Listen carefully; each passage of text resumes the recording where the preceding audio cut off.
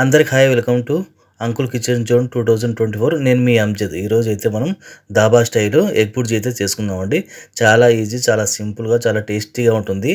దీనికోసం అయితే స్టవ్ మీద కడాయి పెట్టి అందులో 4 చెంచాల నూనె అయితే పోసుకున్నానండి. నూనె మనకు వేడెక్కిన తర్వాత ఇక్కడ ఒక పెద్ద సైజు ఉల్లిపాయని 2 అయితే తీసుకున్నానండి. సన్నగా ఇలాగా కోసుకోవాలి. ఇప్పుడు నూనెలో వేసుకున్న ఉల్లిపాయలని బాగా ఫ్రై చేసుకుందామండి. అలాగే ఒక 3 పచ్చిమిరపకాయలు అయితే చిన్న చిన్న పీసెస్గా కట్ చేసుకున్నాను, అది కూడా వేసుకున్నాను. మనం దీన్ని ఒక 50% కుక్ అయ్యేలాగా ఫ్రై చేసుకుందామండి. మరి బ్రౌన్ కలర్ రావాల్సిన అవసరం అయితే లేదు. ఒక 50% కుక్ అయితే చాలు. ఉల్లిపాయలు నూనెలో బాగా మగ్గనివ్వాలి ఒక 3 నిమిషాలు. ఉల్లిపాయలను అయితే బాగా 4 పగల కలుపుకోవాలండి. ఎందుకంటే మనకు పూర్తిగా కుక్ అవ్వాల్సిన అవసరం అయితే లేదు. ఉల్లిపాయలు ఒక 50% అయితే చాలు. అందుకే దీన్ని సన్నగా కోసుకోవాలి. ఉల్లిపాయలు కొంచెం బాగా మగ్గడం వల్ల ఏమంటే మనకు టేస్ట్ అనేది ఎగ్ బుర్జీలో చాలా బాగుంటుందండి. చూసారు కదా, ఈ మాత్రం అయితే మనకు ఉల్లిపాయలు మగ్గాయి నూనెలో. అలాగే ఇప్పుడు నేను ఏం చేశానంటే 2 మీడియం సైజు టమాటాలని సన్నగా కోసుకుని ఇందులో వేసుకున్నాను. ఇది కూడా పచ్చివాసన పోయేంత వరకు ఒక 3 నిమిషాలు ఫ్రై చేసుకోవాలండి. నూనెలో బాగా మగ్గనివ్వాలి టమాటాలని కూడా. చూసారు కదా, చూడడానికి ఎంత కలర్ఫుల్గా ఉంది కదా మన కడాయిలో. మన ఉల్లిపాయలు, టమాటా అలాగే పచ్చిమిర్చి దీన్ని కూడా ఒక 3 సెకండ్లు అలాగా నూనెలో మగ్గనిద్దాము.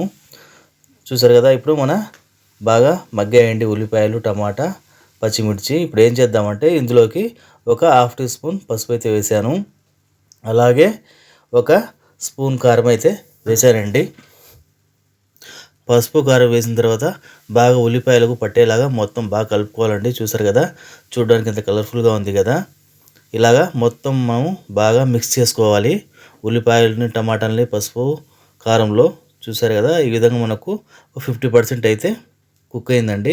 ఇప్పుడు ఏం చేద్దామంటే ఒక 1/2 టీ స్పూను మిరియాల పొడి వేసుకున్నానండి. ఎందుకంటే మనం ఎగ్ బుర్జీ చేస్తున్నాం కదా, అందులో నీసు వాసన ఉంటుంది కాబట్టి దాన్ని మనము ఈ మిరియాల పొడి వేయడం వల్ల ఏమంటే ఆ వాసన అనేది మనకు వెళ్ళిపోతుందండి. తినడానికి కూడా చాలా బాగుంటుంది, టేస్ట్ కూడా చాలా బాగుంటుంది.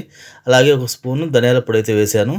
ఇది కూడా మనకు కొంచెం పచ్చివాసన పోయేంత వరకు ఒక 2 సెకండ్లు లేదా 3 సెకండ్లు ఫ్రై చేసుకోవాలి. చూసారు కదా, మనకు లైట్గా అడుగు పడుతుంది కడాయి అనేది. నేను స్టవ్ అయితే మీడియం ఫ్లేమ్లోనే పెట్టానండి. ఇప్పుడు కలుపుకున్న తర్వాత ఒక స్పూను రుచికి తగ్గ ఉప్పు అయితే వేసుకున్నానండి. వేసుకున్న తర్వాత కూడా మనము బాగా మొత్తం మిశ్రమాన్ని బాగా కలుపుకోవాలి.